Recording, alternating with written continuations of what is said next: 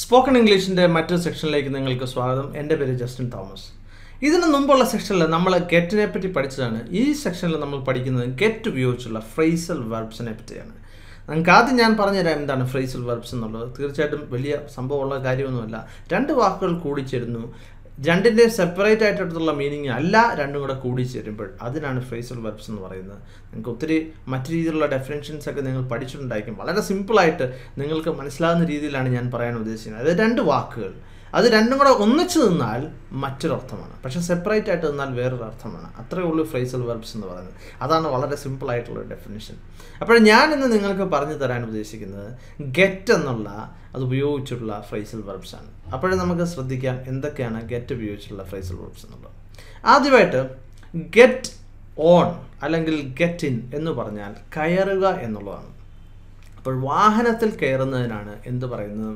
Get in എന്ന് പറയുന്നത്, അല്ലെങ്കിൽ ഗെറ്റ് ഓൺ എന്ന് പറയുന്നത്. ഇനി അതിനകത്ത് ഒരു ചെറിയൊരു വ്യത്യാസമുണ്ട്, പക്ഷേ വലിയ വ്യത്യാസമൊന്നുമില്ല, നിങ്ങൾക്ക് ഏത് വേണമെങ്കിലും ഉപയോഗിക്കാം. ഗെറ്റ് ഓൺ എന്ന് പറഞ്ഞാൽ സാധാരണ വലിയൊരു വാഹനത്തിൽ കയറുന്നതിനാണ് ഗെറ്റ് ഓൺ എന്ന് പറയുന്നത്. താരതമ്യേന ചെറിയൊരു വാഹനം, ഒരു കാറ് വരെയുള്ളൊക്കെ ഒരു വാഹനമാണെങ്കിൽ നമുക്ക് ഗെറ്റ് ഇൻ എന്ന് പറയാം. പക്ഷേ ഞാൻ പറയാൻ ഉദ്ദേശിക്കുന്ന ഒരു കാര്യം, ഇതിൽ രണ്ടും നിങ്ങൾക്ക് ഉപയോഗിക്കാവുന്നതാണ്. അല്ലെങ്കിൽ കയറുക, വാഹനത്തിലായിരിക്കണമെന്നില്ല, കയറുന്നതിന് നമുക്ക് ഗെറ്റ് ഇൻ എന്ന് നമുക്ക് പറയാവുന്നതാണ്. ഇനി ശ്രദ്ധിക്കേണ്ട ഒരു കാര്യം, അങ്ങനെ ചെറിയത് വലിയ വാഹനം എന്നുള്ളത് നിങ്ങൾ വലിയ സെപ്പറേറ്റ് ചെയ്യേണ്ട കാര്യമില്ല. കാരണം നിങ്ങളൊരു ചെറിയ മിസ്റ്റേക്ക് ഉണ്ടാക്കിയാലും അത് വലിയൊരു മിസ്റ്റേക്കൊന്നുമല്ല.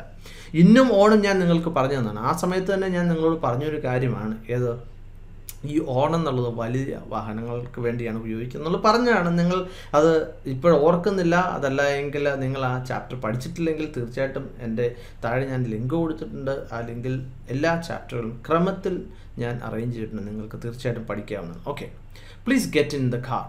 Please get in the car എന്ന് പറഞ്ഞാൽ നിങ്ങൾ കാറിലേക്ക് കയറുക എന്നാണ് പറയുന്നത്. ഓക്കെ, സോ മറ്റൊരു കാര്യം ഞാൻ പറയാൻ പോകുന്നത് എന്താണ്? Jacob is getting on to the train. Okay, Jacob എന്ത് ചെയ്തുകൊണ്ടിരിക്കുകയാണ്? അവൻ ട്രെയിനിലേക്ക് കയറിക്കൊണ്ടിരിക്കുകയാണ്. ഇപ്പോൾ പ്രസൻറ്റ് കണ്ടിന്യൂസ് ടെൻസ് ആണ്, അതുകൊണ്ടാണ് ഗെറ്റിംഗ് ഓൺ എന്ന് പറഞ്ഞത്. അപ്പോൾ Jacob is getting on to the train എന്നാണ് പറഞ്ഞത്. എന്ന് പറഞ്ഞാൽ ട്രെയിനിലേക്ക് കയറിക്കൊണ്ടിരിക്കുകയാണ് എന്നാണ് അതിൻ്റെ അർത്ഥം. ഇനിയിപ്പോൾ നമുക്ക് ശ്രദ്ധിക്കാനുള്ളത്, അപ്പോൾ നമുക്ക് കയറി എപ്പോഴും ഇറങ്ങണമല്ലോ, അപ്പോൾ നമുക്ക് എന്ത് പറയാം? ഗെറ്റ് ഓഫ് എന്ന് പറയാം. അല്ലെങ്കിൽ ഇപ്പോൾ നമുക്കിപ്പോഴും ഗെറ്റ് ഡൗൺ എന്ന് പറയാം. ഇപ്പോൾ ഗെറ്റ് ഓഫ് എന്ന് പറഞ്ഞാൽ ഇപ്പോൾ ഇറങ്ങുക എന്നുള്ളതാണ്. ഗെറ്റ് ഡൗൺ എന്ന് പറഞ്ഞാൽ യഥാർത്ഥത്തിൽ ഉദ്ദേശിക്കുന്നത് നമ്മൾ ഒരു വാഹനത്തിൽ നിന്ന് ഇറങ്ങുന്നതിനാണ്. അതിന് മറ്റു വാക്കുകളൊക്കെ ഉണ്ട്, ലൈറ്റ് എന്നൊക്കെ പറയാൻ പറ്റും. പക്ഷേ നിങ്ങൾ വളരെ സിമ്പിളായിട്ട് പറയുകയാണെങ്കിൽ ഗെറ്റ് ഓഫ് അല്ലെങ്കിൽ ഗെറ്റ് ഡൗൺ എന്ന് നമുക്ക് പറയാവുന്നതാണ്. ഓക്കെ, ഇപ്പോൾ ശ്രദ്ധിക്കുക. ഇപ്പോൾ ഗെറ്റ് ഓഫ് എന്ന് പറഞ്ഞാൽ ഇറങ്ങുക എന്നുള്ളതാണ്. അതിപ്പോൾ വാഹനം ആയിരിക്കണമെന്നില്ല. ഗെറ്റ് ഡൗൺ എന്ന് പറഞ്ഞാൽ സാധാരണ വാഹനത്തിൽ ഇറങ്ങുന്നതിനാണ് പറയുന്നത്. പക്ഷേ ഈ ഗെറ്റ് ഓഫ് രണ്ടിനും ഉപയോഗിക്കാവുന്നതാണ്. ഇപ്പോൾ നമുക്ക് ശ്രദ്ധിക്കാം. Usually I get of around 6 o'clock in the evening from my office. Okay, ഞാൻ സാധാരണ ഓഫീസിൽ നിന്നും 6 മണിക്കാണ് ഇറങ്ങുന്നത് വൈകുന്നേരം എന്നാണ് ഇവിടെ പറഞ്ഞിരിക്കുന്നത്. അല്ലെങ്കിൽ ഞാൻ സാധാരണ വൈകുന്നേരം 6 മണിക്കാണ് ഓഫീസിൽ നിന്ന് ഇറങ്ങുന്നത്. ഓക്കെ, ഇനി let's get of at the next stop എന്നാണ് പറഞ്ഞത്. ഓക്കെ, നമ്മൾ വളരെ സുഹൃത്തുക്കളുടെ കൂടെ യാത്ര ചെയ്തുകൊണ്ടിരിക്കുകയാണ്. അപ്പോൾ നമുക്ക് പറയുകയാണ്, ഓക്കെ നമുക്ക് അടുത്ത സ്റ്റോപ്പിൽ നമുക്ക് ഇറങ്ങാം, let's get of at the next stop എന്നാണ് പറഞ്ഞത്. മറ്റൊരു വാക്ക് ശ്രദ്ധിക്കാം, ഒരു ഫ്രേസൽ വെർബ് ശ്രദ്ധിക്കാം, ഗെറ്റപ്പ് എന്ന് പറഞ്ഞാൽ അർത്ഥം എന്താണ്? എഴുന്നേൽക്കുക എന്നുള്ളതാണ് എൻ്റെ അർത്ഥം. ഓക്കെ, ഇനിയിപ്പോൾ ഞാനിത് പറഞ്ഞപ്പോൾ നിങ്ങൾക്ക് ഞാൻ നേരത്തെ പറഞ്ഞു തന്നാണ് വേക്കപ്പും ഗെറ്റപ്പും തമ്മിലുള്ള വ്യത്യാസം എന്താണെന്നുള്ളത്. വേക്കപ്പ് എന്ന് പറഞ്ഞാൽ ഉണരുന്നതിനാണ് പറയുന്നത്, എഴുന്നേൽക്കുന്നതിനല്ല പറയുന്നത്. അപ്പോൾ ഉണരുക, അപ്പോൾ I wake up around 5 o'clock in the morning എന്ന് പറഞ്ഞാൽ ഞാൻ സാധാരണ 5 മണിക്ക് ഉണരാറുണ്ട്, പക്ഷേ എഴുന്നേൽക്കാറൊന്നുമില്ല കേട്ടോ. അലാറം ഓഫ് ചെയ്യാൻ വേണ്ടിയാണ് ഉണരുന്നത്. അപ്പോൾ പക്ഷേ ഗെറ്റപ്പ് എന്ന് പറഞ്ഞാൽ എന്താണ്? യഥാർത്ഥത്തിൽ എഴുന്നേൽക്കുന്നതിനാണ് പറയുന്നത്. അതുകൊണ്ട് തന്നെ നിങ്ങൾ വേക്കപ്പ് ഉപയോഗിക്കേണ്ട കാര്യമില്ല. നമ്മൾ സാധാരണ നീ എപ്പോഴാണ് എഴുന്നേൽക്കുന്നതെന്ന് ചോദിച്ചാൽ എന്താണ് നമ്മൾ ഉദ്ദേശിക്കുന്നത്? കട്ടിലിൽ നിന്ന് എഴുന്നേൽക്കുന്ന കാര്യമാണ്. അതിന് എന്ത് പറയാം? ഗെറ്റപ്പ് എന്ന് പറയാവുന്നതാണ്. അപ്പോൾ ഗെറ്റപ്പ്, ഗോട്ടൺ അപ്പ് എന്ന് വേണമെങ്കിൽ പറയാവുന്നതാണ്. ഞാൻ നിങ്ങളോട് നേരത്തെ സെക്ഷനിൽ അത് പറഞ്ഞു തന്നതാണ്. ഇനി ശ്രദ്ധിക്കുക, I get up at 6 o'clock every morning എന്ന് പറഞ്ഞാൽ എന്താണ്? ഞാൻ എല്ലാ ദിവസവും 6 മണിക്ക് എഴുന്നേൽക്കും. ഓക്കെ, അപ്പോൾ പിന്നെ മറ്റു ഉദാഹരണം എന്താണ്? He got up today. Okay, he got up today at 3 o'clock in the morning. ഈ ഗോട്ട് അപ്പ് എന്ന് പറഞ്ഞാൽ എന്താണ്? അതിൻ്റെ വീറ്റുമാണ് ഉപയോഗിച്ചിരിക്കുന്നത്. അതായത് അവൻ ഇന്ന് 3 മണിക്ക് എഴുന്നേറ്റു എന്നാണ് പറയുന്നത്. ഈ got up today at 3 o'clock in the morning എന്നാണ് പറഞ്ഞിരിക്കുന്നത്. ഇനി നമുക്ക് മറ്റൊരു ഉദാഹരണം ശ്രദ്ധിക്കാം. മറ്റൊന്ന് ശ്രദ്ധിക്കാം.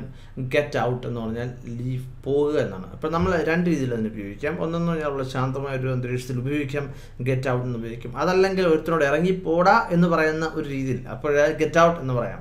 പക്ഷേ ഇംഗ്ലീഷ് ഒരു പൊളൈറ്റ് ഭാഷ ആയതുകൊണ്ട് നീ ഇറങ്ങിപ്പോടാ എന്നുള്ള അതേ രീതിയിൽ ഗെറ്റ് ഔട്ട് എന്ന് മാത്രം പറയാറില്ല, പ്ലീസ് ഉപയോഗിക്കാറുണ്ട്. നമ്മൾ ഇതിന് മുമ്പുള്ള സെക്ഷനിൽ ഇംഗ്ലീഷിലെ മാനേഴ്സ് പഠിച്ചാണ്. അതുകൊണ്ട് തന്നെ തീർച്ചയായിട്ടും നമ്മൾ പഠിച്ചതല്ല, നമ്മൾ ഉപയോഗിക്കാൻ വേണ്ടിയാണ് പഠിച്ചത്. അപ്പോൾ തീർച്ചയായിട്ടും അത് ഉപയോഗിക്കുക. പ്ലീസ് ഗെറ്റ് ഔട്ട് എന്നാണ് പറയുന്നത്. Okay, hold the door. Hold the door എന്ന് പറഞ്ഞാൽ ഡോർ പിടിക്കുക. Okay, hold the door so that I can get out please. Okay, നീ അത് പിടിക്കുകയാണെങ്കിൽ എനിക്ക് പുറത്തേക്ക് ഇറങ്ങാമായിരുന്നു. Okay, hold the door so that I can get out please എന്നാണ്. ആ പ്ലീസ് എന്തിനാണ് ഉപയോഗിച്ചത്? ഇംഗ്ലീഷ് ഭാഷയാണ്, പൊളൈറ്റ് ആയിട്ടുള്ള ലാംഗ്വേജ്. തീർച്ചയായിട്ടും നമ്മൾ പ്ലീസ് ഉപയോഗിക്കേണ്ട അത്യാവശ്യമാണ്. ഇനി ഗെറ്റ് അവേ എന്ന് പറഞ്ഞാൽ എസ്കേപ്പ്, രക്ഷപ്പെടുക എന്നുള്ളതാണ് എൻ്റെ അർത്ഥം. Okay, he try to get away but I caught him എന്ന് പറഞ്ഞാൽ എന്താണ്? അവൻ രക്ഷപ്പെടാൻ വേണ്ടി ശ്രമിച്ചായിരുന്നു. He try to get away but I caught him.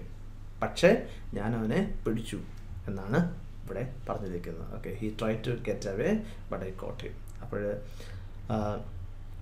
ഇതാണ് മെയിനായിട്ടുള്ള ഗെറ്റ് ഉപയോഗിച്ചുള്ള ഫ്രേസൽ വെർബ്. നിങ്ങൾക്ക് തീർച്ചയായിട്ടും മനസ്സിലായി എന്ന് ഞാൻ കരുതുകയാണ്. മനസ്സിലായെങ്കിൽ തീർച്ചയായിട്ടും നിങ്ങളിത് ഒരുപാട് തവണ കേൾക്കുക, പരിശീലിക്കുക, വീണ്ടും വീണ്ടും പറയുക. അങ്ങനെയാണ് നമ്മൾ പഠിക്കുന്നത്. അതുപോലെ തന്നെ നിങ്ങൾക്ക് ഇത് ഇഷ്ടപ്പെട്ടെന്നുണ്ടെങ്കിൽ തീർച്ചയായിട്ടും നിങ്ങൾ ലൈക്ക് ചെയ്യുക, ഷെയർ ചെയ്യുക. ഫേസ്ബുക്കിൽ എൻ്റെ ലിങ്ക് ഉണ്ട്. ഫേസ്ബുക്കിൽ ഞാൻ എപ്പോഴും അപ്ഡേറ്റ് ചെയ്യാറുണ്ട്. അതുപോലെ തന്നെ നിങ്ങൾക്ക് എന്ത് സംശയം ഉണ്ടെങ്കിൽ ഞാൻ ഫേസ്ബുക്കിൽ സാധാരണ മറുപടി കൊടുക്കാറുണ്ട്. മറ്റൊരു വീഡിയോയുമായിട്ട് വീണ്ടും കാണാം. Thank you very much for watching and God bless you.